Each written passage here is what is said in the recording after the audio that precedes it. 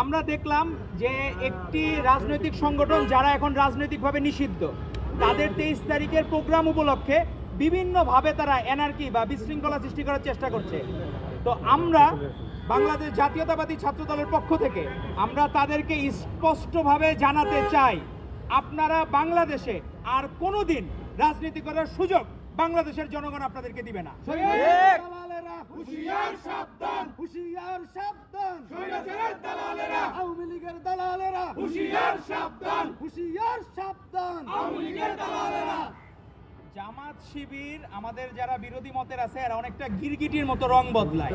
আমরা আমাদের ভাইদেরকে দেখলাম মহাখালীতে একটা ছাত্রলীগ নিষিদ্ধ সংগঠনের মিছিল হইল, সেই কনস্টিটিউশনের এমপি হচ্ছে জামায়াত ইসলামী।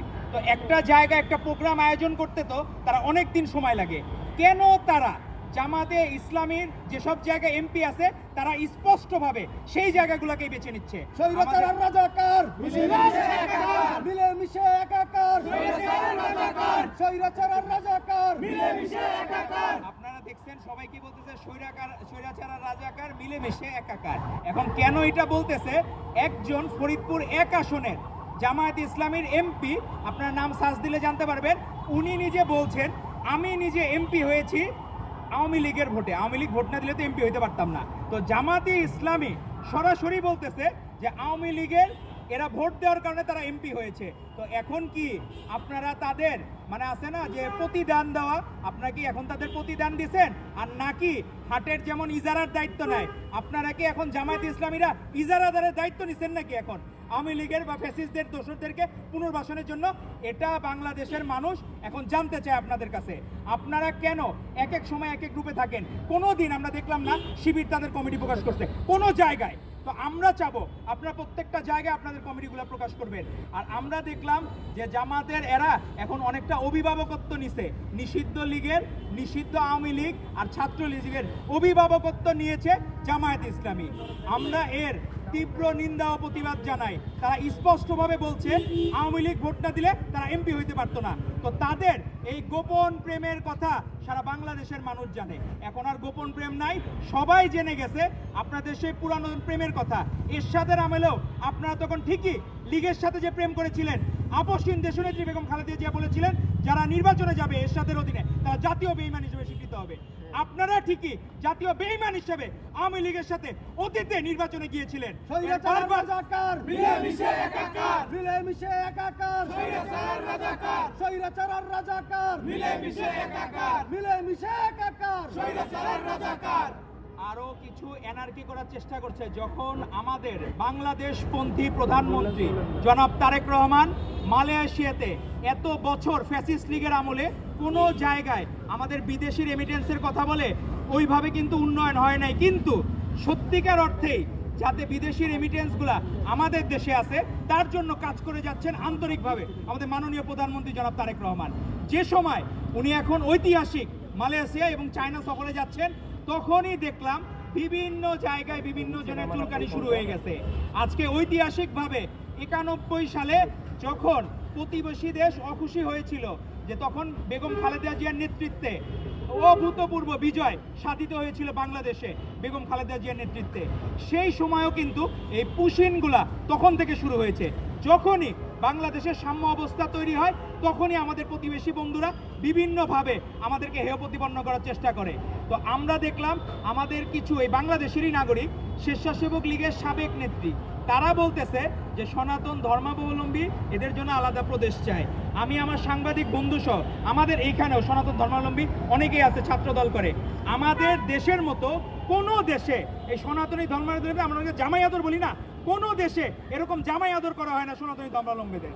আমরা যখন ছোটবেলায় স্কুলে পড়তাম, আমাদের যারা হিন্দু বন্ধুরা ছিল বা অন্য ধর্মাবলম্বী বন্ধুরা ছিল, তাদেরকে বাসায় সবচেয়ে বেশি ভালো খাবার আমাদের এই মায়েরা, আমাদের বাবারাই দিত সব সময় তাদেরকে অতিথি আপ্যায়নের জন্য।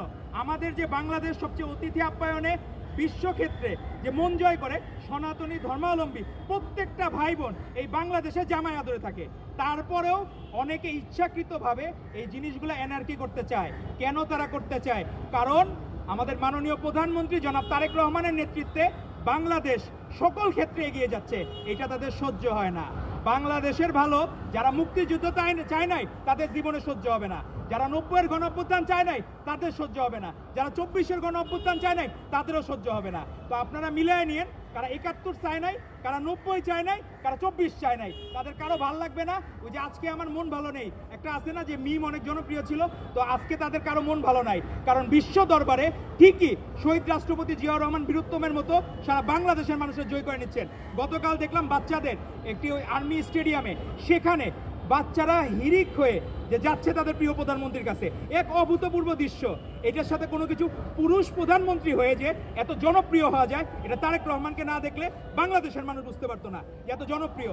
তো আজকের এই দিনে, আজকে বিশ্ব পিতা দিবস, তো আমরা দুইজন সফল পিতাকে শ্রদ্ধা জানাতে চাই। আমরা শহীদ রাষ্ট্রপতি জিয়াউর রহমান বীরুত্তম, যিনি আমাদের মাননীয় প্রধানমন্ত্রীকে উপহার দিয়েছেন, সেই সফল পিতা শহীদ রাষ্ট্রপতি জিয়াউর রহমান বীরুত্তমের প্রতি শ্রদ্ধা জানাতে চাই।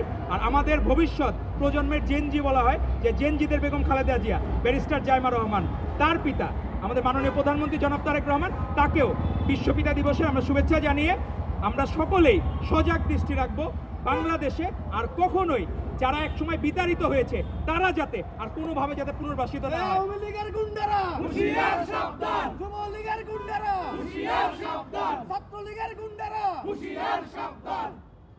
আমরা সকলকে, আপনার সাংবাদিক বন্ধুরাও সতর্ক থাকবেন। আমরা দেখলাম মহাখালীতে যে মিছিল হইল ফ্যাসিস্ট লীগের দোসররা, সে জায়গায় দেখলাম উপস্থিত ছিল আমাদের কিছু মিডিয়ার বন্ধুরা।